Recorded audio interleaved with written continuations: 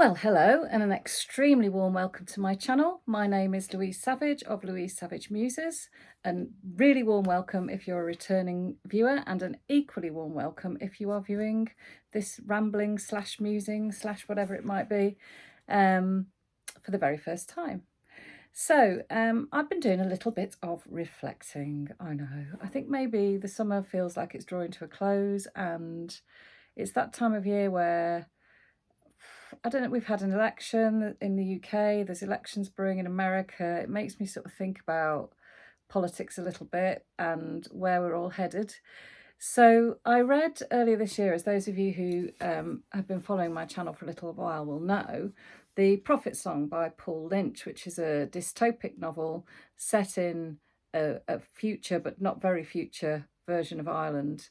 And in it, the characters are subjected to this kind of military regime, and it tells the story of a very ordinary-ish Irish family.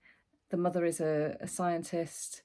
She goes off to work every day, as does the husband normally, but suddenly the husband is taken away by the military police and they don't know if he's going to return or not, and neither do we.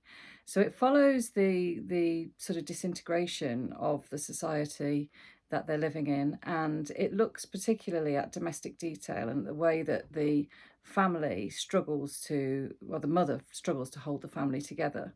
And I was profoundly moved by this book. I thought it was absolutely exquisitely written, and it's really stayed with me, and I chose it as my book of the month of a few months ago, and I think it'll be really hard to beat in terms of finding anything that will move me as much as this did. I don't know, I've read some stunning books this year, but it's going to, at the moment, I think this is probably top of my list, and it would be really hard for that to be knocked out of position, I suspect. So it got me thinking about dystopian fiction and the appeal of it. And I picked up a while ago Octavia, sorry, that was the plonk of me plunking the book down very gently, but it's quite a heavy book on my rug down there. So this is Octavia Butler's The Parable of the Sower. And again, it's a dystopian novel. Octavia Butler, I think, wrote this or at least it was published in the early 90s. And she was a black woman writing science fiction, which really, that piqued my interest because it's not a genre, and I don't know why, it's not a genre that I would necessarily associate with black fiction. And I don't really understand why I feel like that. And it piqued my curiosity. And also I've heard lots and lots of people rave about Octavia Butler's books, so I really wanted to dig into that. And it's a book that's studied quite widely in colleges across America, I believe. So I was thinking about this. It made me reflect about my own personal history with reading dystopian fiction, and that also started at school, and I'll come on to that in a moment. So this novel tells the story of Lauren, and she's anonymous for quite a while, I think, if I remember rightly. She you know, you don't sort of necessarily know her name immediately, and she's growing up in this walled community in an American suburb, and she's living in increasingly distressing circumstances. Her father is a local preacher. She can read and write. She's educated, and alongside her mother, they run a sort of informal school for their community. And the walled community that they live in, they venture out, they're trained to, the father trains them to fire guns, the local teenagers. Laura is, I think, about 15. During the course of this novel, she ages. I think it covers the period about 3 or 4 years.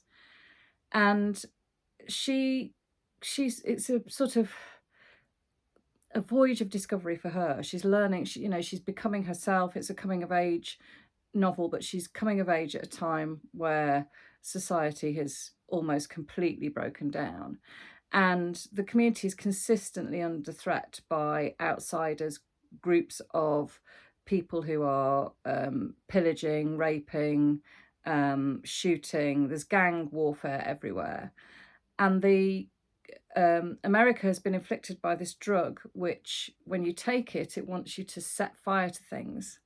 So we've got these rampaging fires that are very, very destructive, sort of travelling the course of America as well. And Lauren, at the beginning of the novel, she's clearly incredibly resourceful.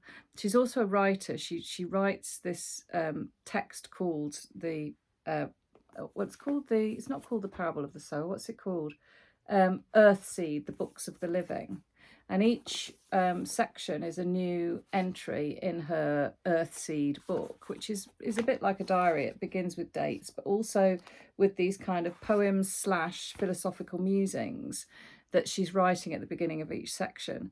So she's clearly a very bright girl. She's been influenced by her father, who's a priest, but she's questioning the existence of God, and she decides that God is change. That's what she sort of sees as her sort of mantra. And you get the feeling that there's something really spiritual about her and something very unusual about her. The other thing that she has is this, it's a really weird thing called, I can't remember what they call it, something to do with empathy.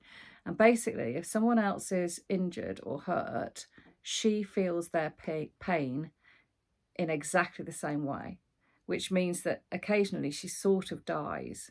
She'll experience death alongside somebody else. And it happens with pleasure as well. So when she has sex, for example, she will experience not only her own pleasure, but the pleasure of the person that she's involved with. So that was, I thought there are some really interesting ideas in this novel. It's very creative in its thinking, and I'm really, really glad I've read it. It made me think a lot. And you follow Lauren on her journey, and I don't want to plot spoil. I did have a few problems with it. I think I would have absolutely loved this if I'd read. I can see why I studied in colleges, because I think if I'd read it, when I was sort of 17, 18, 19, I would have, been an advocate of it throughout my life, I suspect. But I felt I'd kind of, for me, I've read things a little bit like this before, as we'll see. And I did like the angle on society looking particularly at race in this kind of dilemma, because looking back at reflecting on the dystopian novels that I've read, I don't think they particularly cover that angle. So that was something very special about this book. And I really, really found Lauren's character interesting, and some of the choices that she makes. She has a couple of relationships in the book. And again, without spoiling, one of the relationships really made me feel uneasy and uncomfortable. And I can't really say more, but it's the kind of religious side of it, and the idea of her as a potential sort of cult leader, I found quite difficult. I might go so far as to say it bored me slightly. But it didn't stop me from wanting to read and wanting to find out more about her and her existence. And I think the breakdown of society as depicted in this is really potentially realistic. It reminded me very much, I don't have a copy of it, so I haven't included it in this little stash of dystopian novels that I've got here, but it did remind me very much of The Road by, you see, this is the trouble. What's his name? Can't remember the author. That's really shocking. But anyway, and that was made into a really important film, I think. I've forgotten the author's name. Anyway, never mind. I'm sure some of you lovely people will put it in the comments below. But it did remind me a little bit like that, because there's a lot of moving around and travelling in this novel too. And the collection of characters that she meets as well, I found fascinating, and how each of them reacted differently to their awful circumstances. So having read the Prophit Song and having read this recently, it made me think about my own relationship with dystopian fiction. Where did it start? I've read quite a lot of dystopian novels, and it's a weird genre, isn't it? Because it's not exactly enjoyable. These novels are intended to unsettle you, and to, very often there's a real sense of fear and foreboding and doom. And in actual fact, they don't work very well if they haven't got that about them. So what is it about these novels that are so appealing to the reader?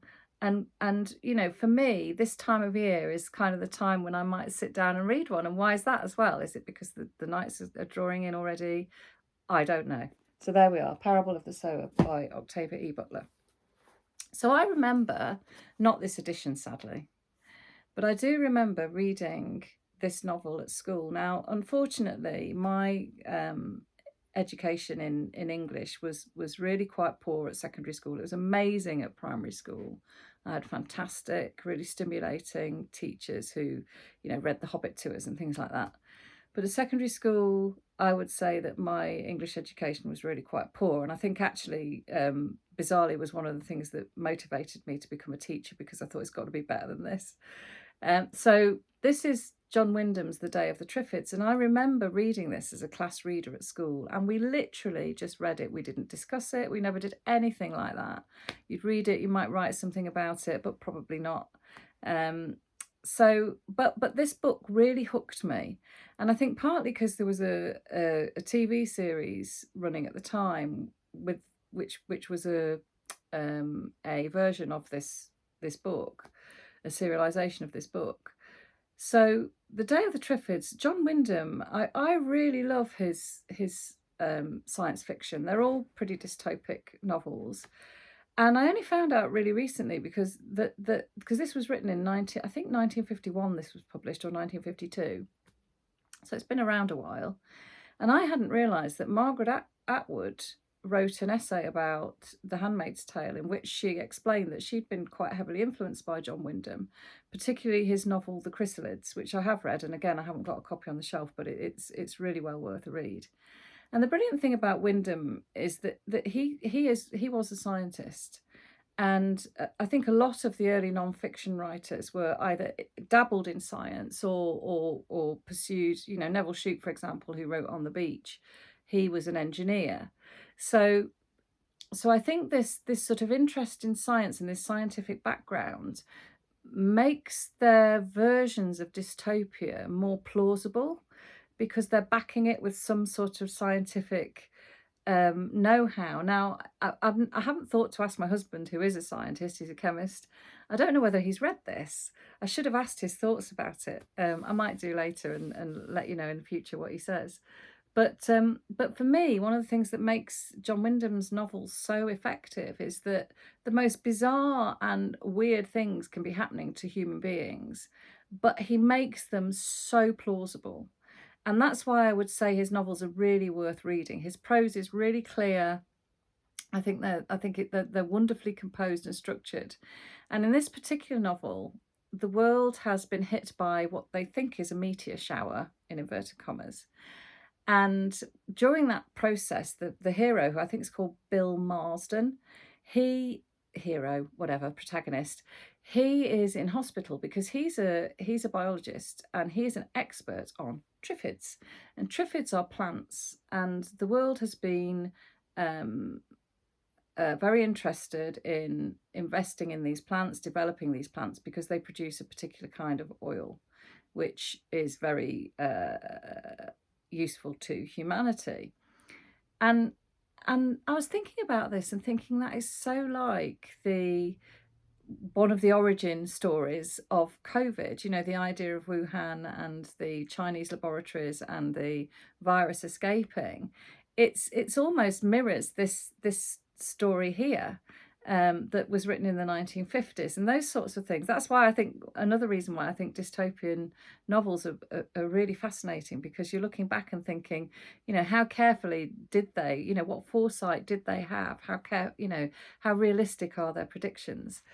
So he's in hospital because he has been temporarily blinded by the oil from these plants, the fluid in the plants. So he's bandaged, and while this meteor shower happens, he's in hospital, and the hospital erupts into chaos, and of course he can't understand it because his eyes are all covered up. So he takes the bandages off and realizes that everybody's stumbling around and they can't see.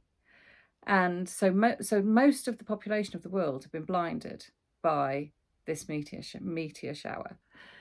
He escapes the hospital, and London is in absolute chaos. And again, the normality of the hospital, or not the normality, but the setting of the hospital, the setting of London, the landmarks, etc., make the story really, really plausible. And basically London, so most people are blind. He does meet a woman who's a novelist, interestingly, a very wealthy, popular novelist, who is being forced by a man to guide her because she can still see. So he teams up with her initially, and then they both team up with this group of sighted people who decide to go off and form a colony. And the world is overrun by these man-killing carnivorous plants. And again, how ludicrous does that sound? And yet he manages to write about this and make it really plausible.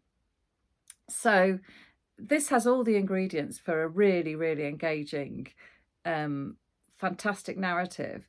But it also raises questions about polygamy, about how we would ensure the survival of the species if we were whittled down to very small numbers. And that's something that came up in the parable of the sower as well. There's a lot in there about reflections on slavery and, you know, how society would be structured and how the future race might be perpetuated when there are fewer and fewer and fewer humans, or at least humans who can function in that society around.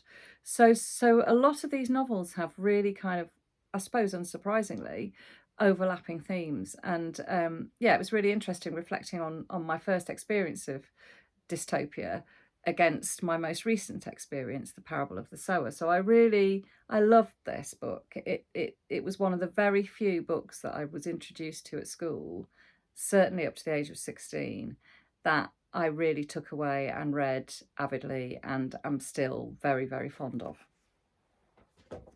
And then I went into the sixth form and the story changed. I had really inspiring English teachers, and one of them put this novel from the early 60s, so we've moved forward 10 years, a decade, by Anthony Burgess, which again it's become a sort of iconic dystopian novel. And Anthony Burgess actually wrote this, really, so he claimed, as a money spinner. I think he wrote it in about 3 weeks, and I don't think he was particularly proud of it either. But there is such a fascination in this novel. For me, the most exciting thing about it, well, there were two things that really struck me reading it as a 17, 18-year-old. One was the language of the novel. So he basically invents this sort of slang dialect with all sorts of interesting vocabulary words that, you know, you never come across. So you read the first few pages and you think, I'm never going to understand this book. And yet it's so cleverly done that it sucks you in, and very quickly you're understanding every word. And I thought that was a brilliant way of presenting the future. It's a stroke of genius because it works so well. And the other thing I carried away from this novel was the ability of an author to write so powerfully that would actually make you feel it still, when I think about some of the scenes in this book, I feel physically sick. And I read it, you know, where are we now? 40 years ago. And yet I still have a gut reaction to this novel because it tells the story of Alex, who is a delinquent. He's violent, he's murdered, he's raped, he's a prisoner. And society has offered him the opportunity of becoming a lab rat, basically, the subject of experimentation, in order to, and the thing that he will get in return is an early release from prison. So there's a quid pro quo there. And he agrees to go along with it. And the descriptions of that experience, and also the experiment, of course, goes wrong. So the outcomes that they were expecting aren't what happens. And it's graphic and it's visceral and it's just, if, you know, I have never been tortured. I hope I will never be subjected to torture. But the descriptions in this novel, whenever I'm reading about something like that in the news or whatever, I think my brain goes back to this place, you know, that awful feeling of being, out of control in terms of what's happening to your own body. So I commend it for that reason, those reasons alone. And next up, of course, is The Handmaid's Tale. Now, I was very late to this book. I don't think I read this until I was in my mid-20s. And I was already a really keen Atwood fan. And at the time, it didn't, because there'd been so much hype around it. And I think the moment at which I read it, by the way, I must tell you, because I'd forgotten, when I looked at this a moment ago, when I was getting my stack of books ready to record this, I noticed that inside it says, Louise, to Louise, lots of love, Dad and Mum, Happy New Year, with a kiss. And it's got the year 1984. I thought that was a bit creepy, if you think about the famous Orwell novel, which I have read and haven't included in this bundle because I'm still so angry. I read Anna Funder's book about George Orwell called Wyndham, and it's about Orwell's wife. But I was so disgusted with him as a human being after I read that. I thought, I'm not including 1984, even though obviously it is an extremely powerful work of non-fiction and very, very astute in terms of some of the predictions it made about our society. But there we are. I'm just having a little boycott for the moment of George Orwell because I can't go there.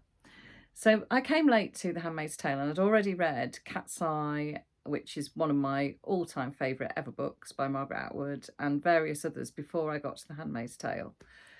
So when I read it, it didn't have the pull at the time. I didn't kind of get where everyone was coming from, and I don't know whether I read it in a funny mood or didn't pay close attention to it. But I really, really got back into it when a few years ago, Margaret Atwood released the sequel, The Testaments, and I re-listened to this on Audible and watched the series and then read The Testaments, which I loved, and it rebuilt in my mind an affection and an admiration for what Atwood had achieved in this novel. And the novel tells the story of Offred, who is a concubine's a bit of an old-fashioned word. She's effectively a sex slave, I suppose. She lives with a commander in a military run society, which is very kind of puritanical in its outlook, and the whole idea of her existence is to produce a child for the commander, because fertility has been there are massive fertility issues in this society. So she is to conceive and bear children for the commander and his wife Serena Joy. And the subjugation and oppression of women in this novel and the power of the patriarchy are so strong, and the sense of fear that Atwood creates in this novel are absolutely extraordinary. I loved the scenes where Offred, I mean, she has very little liberty. She's at the beck and call. She has to do exactly what she's told to do. But she's clearly a very spirited woman. I mean, her character, and it's told from her point of view, is very plausible, I think. And I wonder whether she's a little bit like Margaret Atwood herself. Margaret Atwood always strikes me as a very sort of quirky individual with a really sort of clear sense of what she can and can't do. And I suspect she's imagining herself in this situation, how she might react to it.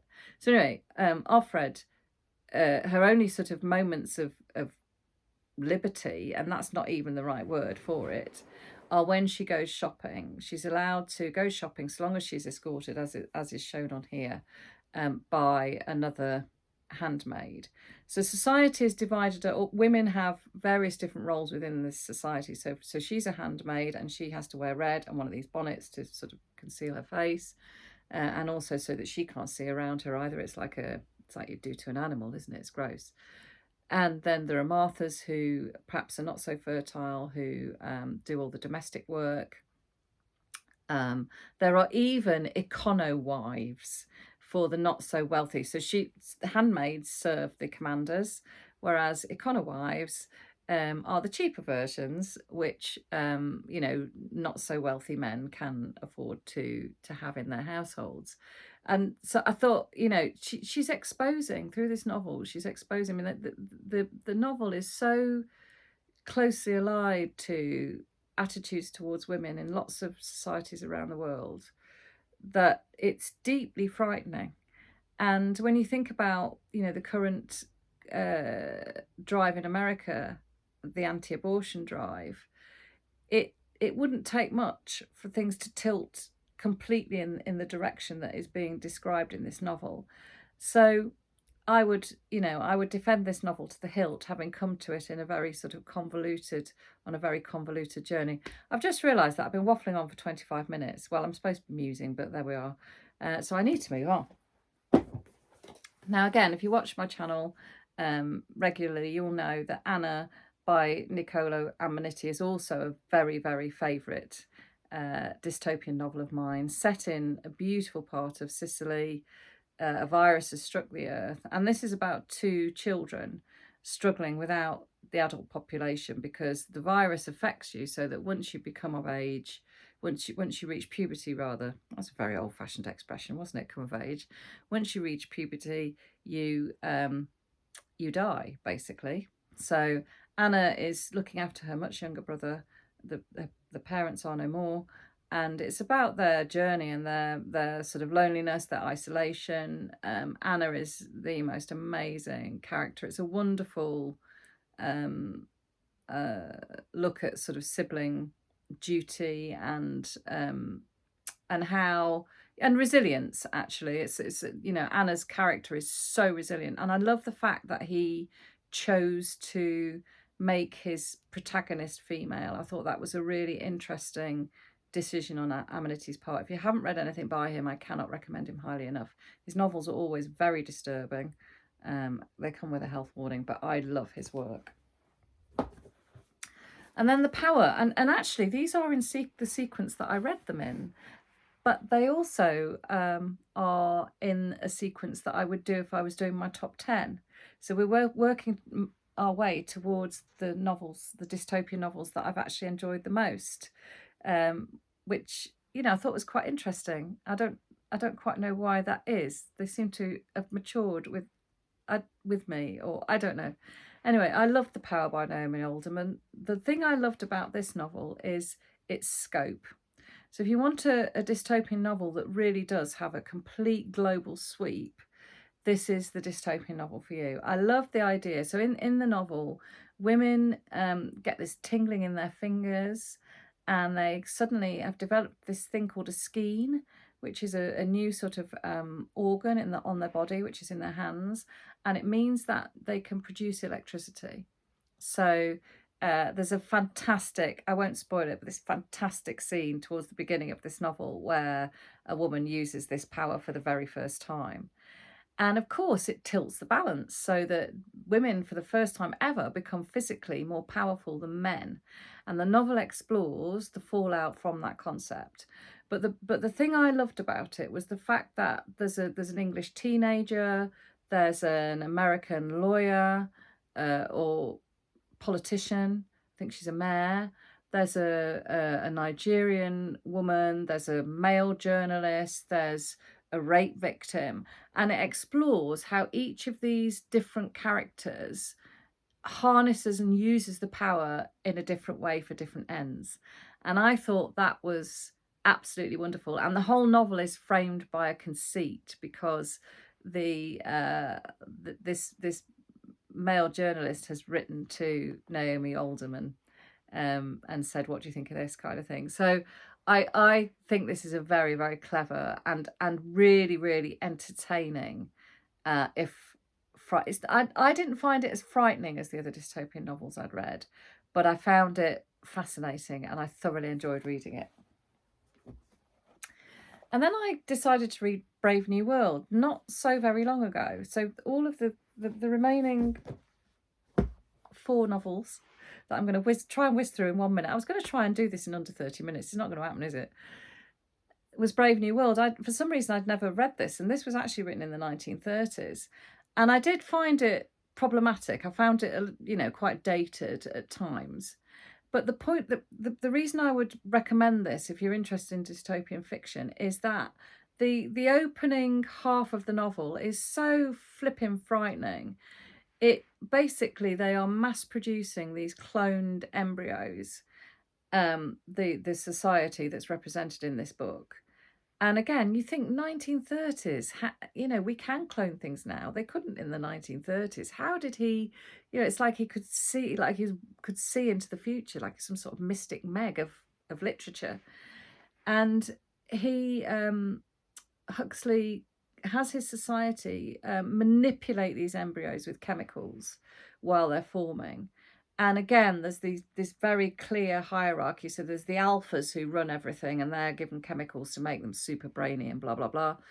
And then there are, you know, the deltas who, oh my goodness, that's the most scary thing. They're manipulating the deltas so that they won't like flowers or books. Like they won't be, you know, so basically removing all the empathy, all the affection, all the sort of the human, the things that give us a soul, I suppose, if we believe in those kind of things, are being removed by these scientists from these embryos.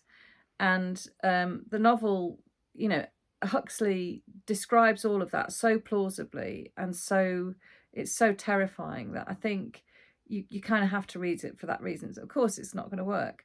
There are, you know, there are humans in this book who do develop affection for each other, because that's what they're trying to stop. They're trying to make sure that humans are only created that don't really have feelings for each other. And what he's exposing is that can probably never work, and therefore we have, you know, characters who fall for each other here. And that's what the novel explores further down the line. And also the effect of a drug which is used as well to suppress emotion, called Sower, in the novel. So yeah, well worth a read. I really enjoyed it. And then not so long ago, this is a proof copy. It doesn't look anything like the version that you get on the shelves, but this is The Stranding by Kate Sawyer. And I would highly recommend this novel. Just, if nothing else, read the first few chapters, because there is this incredible scene where, so basically the main character, I've forgotten her name. I can't remember her name. Ruth. She has grown up in the UK. She's a very sort of ordinary girl. She's got a reasonable social life. She's certainly got some spark to her, but she's been through this awful relationship, and she feels like she's kind of going through the motions, that her life is just kind of going through the motions.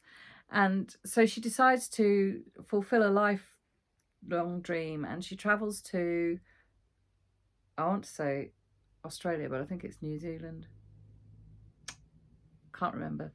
Sorry to people in Australia and New Zealand. I hope I'm not causing offence, but I can't quite remember which it is. And she wants to study, it might be New Zealand. So she wants to study whales anyway. She wants to study the blue whale. So she goes out there, and she's kind of been ignoring everything that's been going on in the news. She's sort of been so involved in her own relationship malfunction that she hasn't really been taking much notice in the wider world around her. And this apocalyptic event happens, and we don't really ever know quite what it is, but basically it means that her relatives on the other side of the world, all her family, her former partner, gone. So there she is, completely isolated on the other side of the world. And the only way that she can survive, and it's very early on in the novel, so it's not a plot spoiler, is she and this complete stranger are on this beach when it happens, and they crawl inside the decaying jaws of a whale that's been beached. And I just thought that was such an incredible concept. And the way that it's going back to Wyndham, it's describing events that on the surface of it seem so unlikely and so unrealistic, but making them completely plausible. And then she explores the relationship that Ruth forms with this stranger. And it looks at, again, that idea of survival. How do you survive in that situation? That looking at identity and isolation, but also how you form relationships with somebody else when you're just flung together like that. And what's really neat about it is that all the way through the novel, Ruth is relating, and you're seeing it from her perspective. So we've got her story going on in Australia / New Zealand, But at the same time, we're flashing back to the relationships that she was forming in the UK as well, and it's interesting comparing how she develops relationships in a fully formed, what's allegedly a very sophisticated society, compared to how her relationship develops with this stranger in these straitened circumstances. There you go. So that was The Stranding by Kate Sawyer. And then this is absolutely superb. This book will stay with me forever. The Natural Way of Things by Charlotte Wood. She's just been shortlisted for, or longlisted for, the Booker Prize for Stoneyard Devotional, which I still haven't read. Big confession. Sorry, Simon. But I will be reading it very soon. I just want to savour it. I want to read it at a moment when I can really, really give it my full attention. So The Natural Way of Things is the story of 10 women, and this is probably why I'm getting confused. I think that one was New Zealand, because this is definitely Australia. And these 10 women, the novel opens with them travelling on a coach, and they're travelling. They don't know where they're being taken. They've effectively been kidnapped, and although there's no ransom, so that's not quite the word. They've been abducted is probably a better word. And they're taken to the Australian outback, to this very harsh former sheep farming station. And they are expected to, they're basically put to labour. They're expected to grow everything, to work really, in very physically demanding conditions. And the whole area that they're living in is fenced off, but has its own kind of ecosystem. And none of them know why they're there. But during the course of the novel, it becomes apparent that they're all there because they've been involved in some sort of sex scandal or sex work. And what happens is that just as you're sort of getting to grips with all of this, the food supply doesn't turn up. So every so often there are deliveries. So basically these women and their captors are forced to survive together. And this is a really unapologetically feminist novel. It's scathing about men and the male drive. And even the women, actually, there is no kind of harmonious uniting of the women against their captors at all. It's a really raw look at how people might actually, sadly, behave in, if you look at things like Big Brother as a TV series, or Love Island, or all those sorts of stuff, which it's not my bag, but that kind of reality TV shows, when you look at how people interact in them, it's not surprising that things might disintegrate quite quickly if people were put into a sort of really negative situation with a load of strangers.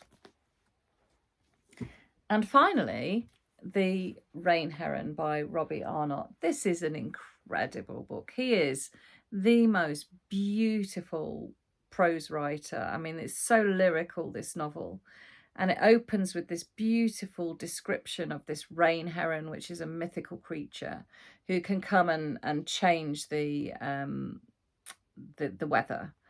And basically, Robbie Arnott is Tasmanian, so the novel is set in Tasmania. Again, it's interesting, isn't it, that a lot of these novels are Antipodean. I don't know why that is. Maybe it's something to do with the relationship with nature and the heat and so on in that part of the world. I don't know, but the rain heron is mythical, or is it? So during the novel, the rain heron becomes really important. So the civilization that's depicted in this novel has been taken over by a military junta, and so soldiers are scouring the countryside, terrifying the inhabitants, and they're seeking the rain heron in the hope that it might change the weather and the climate. So you've got real fear and tension in this novel. And it opens with the story of Wren, and I love the fact that she's a sort of older, more mature woman at the centre of this novel. I would say that she is the sort of the main character, and she has managed to keep farming the land, keep managing to sort of remain pretty self-sufficient, because she's living quite remotely, and it opens with her story, and I found her very, very engaging as a character. And the brilliant thing about this novel is it's beautifully written. It's full of some really interesting angles on, particularly, this novel is dystopian because of what's happening environmentally, but also because of the way society reacts to that. And the sense of fear in this novel is so strong, but also I loved the fact that it's really quite plot driven, which you might not expect for a novel of such lyrical quality. So it's an extraordinary book. I highly, highly commend it. Well, anyway, that's 40 minutes. That's 40 minutes. That's 10 minutes too long. I'm really sorry. I've mused on enough. I'll shut up now. I hope that's got you thinking about dystopian fiction, and any recommendations. Cormac McCarthy wrote The Road. I finally remembered. That'll suss out who actually watches to the end of the 40 minutes, won't it? Because I'm sure some people will comment and tell me it's Cormac McCarthy, but I've remembered on my jolly little lonesome. Anyway, take care, everybody. I'm going to shut up now. Happy reading. Bye.